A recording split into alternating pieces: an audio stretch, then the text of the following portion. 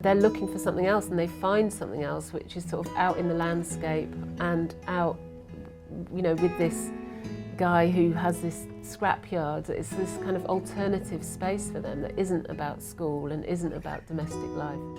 I grew up in Glasgow and there weren't a lot of options for the future, and so if someone had said to me, "You're going to be a film director," I would have laughed. But you make the best of your environment as well. It shapes you, but even if it's a tough environment, it doesn't kill your imagination.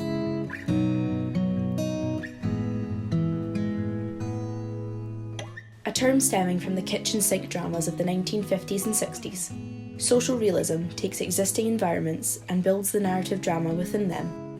As Higson notes, the authenticity of place and character is achieved in terms of breaking some of the studio conventions of dominant cinema, shooting on location in actual British landscapes, and using unknown or unglamorous or non-professional performers.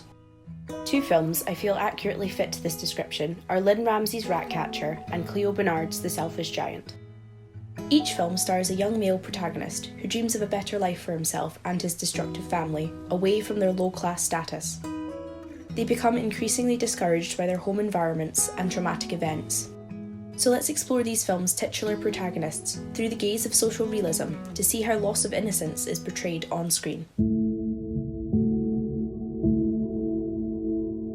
Ramsay and Bernard utilise their settings to wear down characters and highlight problems within class structures.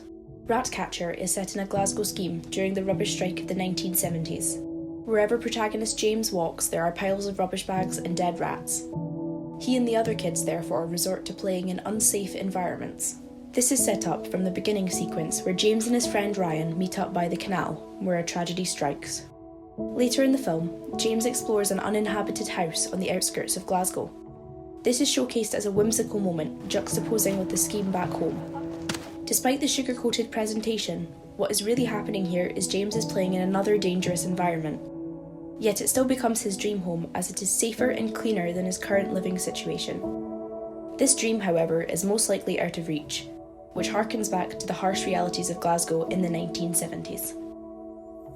Meanwhile, The Selfish Giant is set in Bradford, Yorkshire. Main characters Arbor and Swifty live in a rough area and both have less than ideal home environments. After being expelled from school, they find themselves working at a scrapyard. Their newfound free time and desire to financially support their families has them scouring dangerous landscapes in search of scrap, such as train tracks and around sparking cables. And yet again, the dangerous environment causes a tragedy. Sean Thomas, who plays Swifty, had experience working in a scrapyard and claims Bernard's portrayal to be accurate.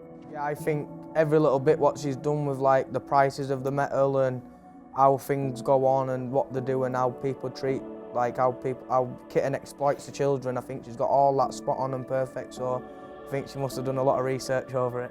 Using these realist environments, both filmmakers highlight the dangers and tragedies children living there can face.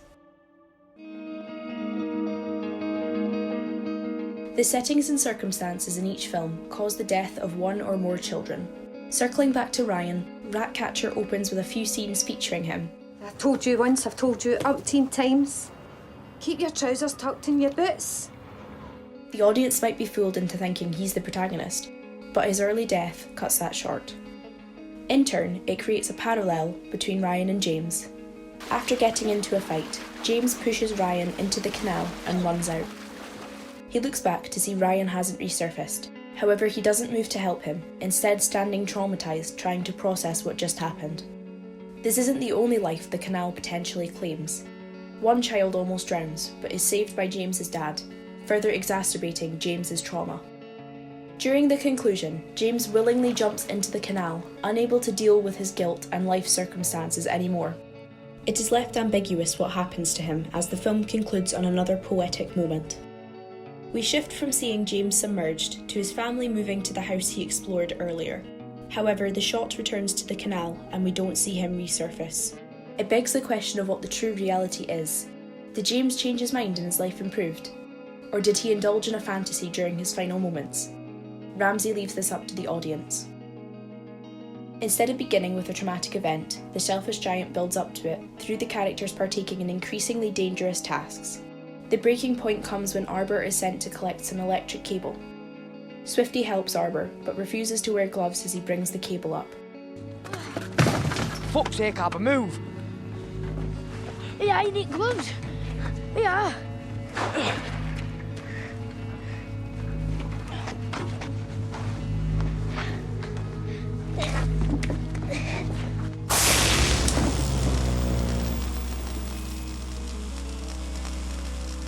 When Arbor regains consciousness, he frantically shakes Swifty before realising he is dead, and Arbor is left to deal with survivor's guilt.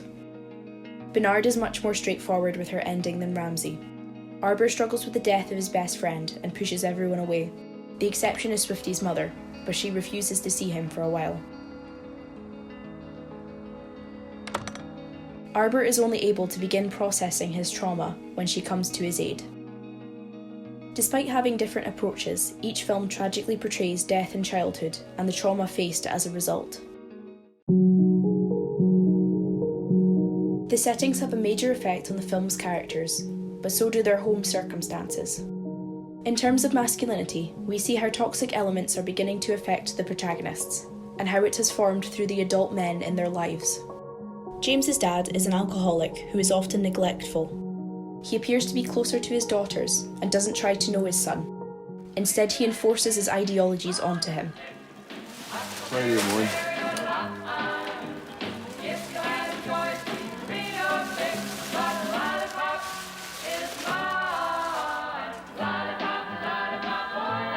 Come on, do. Born for you, you ungrateful wee bastard. Now get her, mine. When the council come to assess their living situation, he is naked and grimy. He likely squanders their chances to find a better home, but instead blames James for his mistakes. But we're still getting a new house. Well, if we don't, it's your fucking fault. Now get in my sight. After being involved in a knife fight, he lashes out at his concerned family, denying their help. James, in turn, decides not to seek help for his own trauma. The closest male role models Arbor has are his older brother and his boss Kitten from the scrapyard. Arbor's brother is a drug addict who steals his medication. Not again, Martin! What? Get in here! What? Have you tried his tablets? No? Yeah. I can't believe you selfish bastard! Don't fucking chat shit, Arbor, you little fucking muppet. He antagonises Arbor and engages in illegal activities.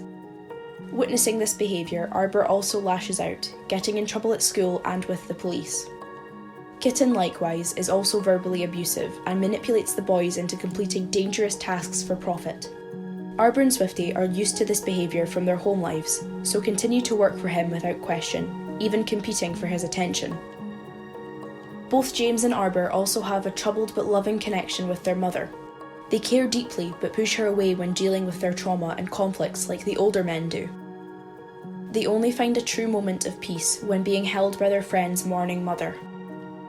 This toxic masculinity bleeds down the family lines and causes the young protagonists to grow up sooner than they should and push away loving figures. Interestingly, Ramsey herself does not consider Ratcatcher to be a social realist film. However, I would argue by Higson's definition it is, although shown through a different lens. From Hawk and Bull's perspective, if realist films in the new millennium demonstrate a concern with childhood and youth, they are arguably less focused on the political, placing greater emphasis on a poetic visual aesthetic. Ratcatcher is told through James's eyes, and the moments of poetic wonder are implied to be in his own mind. In that sense, the innocence of a child is shattered as his reality continues to creep in. Similarly, Arbor begins his story as a rambunctious young boy and gets broken down by the harshness of his social background. By the end of The Selfish Giant, he is traumatised and mellowed, implying that he's had to grow up far too soon. Using their settings and actors, Ramsey and Bernard highlight the dark realities present in the UK and how that can have a disastrous effect on a child.